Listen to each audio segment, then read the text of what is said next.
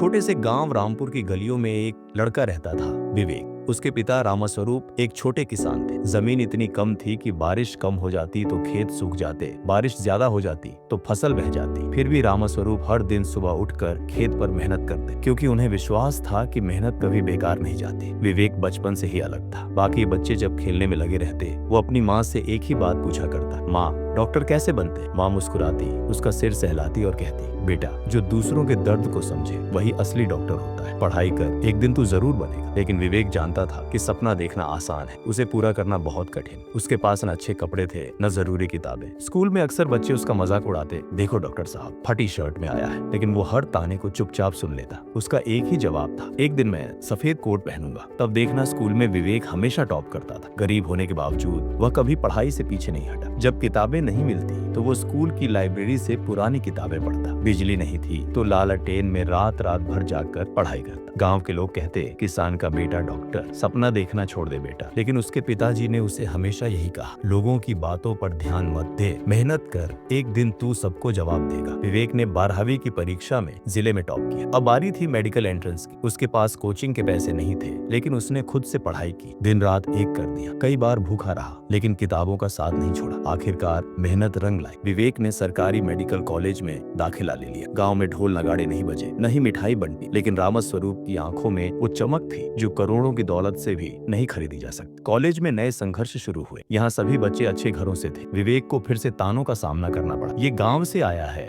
इसे क्या आता होगा? लेकिन उसने किसी को जवाब नहीं दिया। उसका ध्यान सिर्फ पढ़ाई और सेवा पर था। एक दिन कॉलेज में एक इवेंट था जहाँ सभी छात्रों को बोलना था। विवेक ने भी हाथ उठाया। कुछ छात्रों ने हंसते हुए कहा, अरे ये क्या बोलेगा? लेकिन जब विवेक स्टेज पर गया तो उसने अपनी कहानी सुनाई। गरीबी, संघर्ष और पिता की मेहनत। पूरा हॉल तालियों से गूंज उठा। विवेक ने उस दिन साबित कर दिया कि कपड़े फटे हो सकते हैं, लेकिन आत्मसम्मान कभी फटा नहीं होता। MBBS पूरा होते ही विवेक ने एक सरकारी अस्पताल में नौकरी शुरू की। लेकिन उसका सपना सिर्फ नौकरी करना नहीं था, वो अपने जैसे गरीब बच्चों को प्रेरित करना चाहता था। उसने गांव लौटकर एक छोटा क्लिनिक खोला, जहां वो गरीबों का इलाज मुफ्त में करता, बच्चों को पढ़ाई के लिए किताबें देता, गाइड करता और सबसे बड़ी बात, उन्हें सपने देखने और उन पर विश्वास करने की प्रेरणा देता। आज विवेक सिर्फ एक डॉक्टर नहीं है, वो हजारों युवाओं के लिए मिसाल है। उसके पास अब पैसे हैं, इज्जत है, लेकिन जो चीज उसने कभी नहीं छोड़ी वो है संघर्ष करने का जज्बा और आत्मसम्मान। उसका विश्वास था कि कोई भी हालात इतने बड़े नहीं होते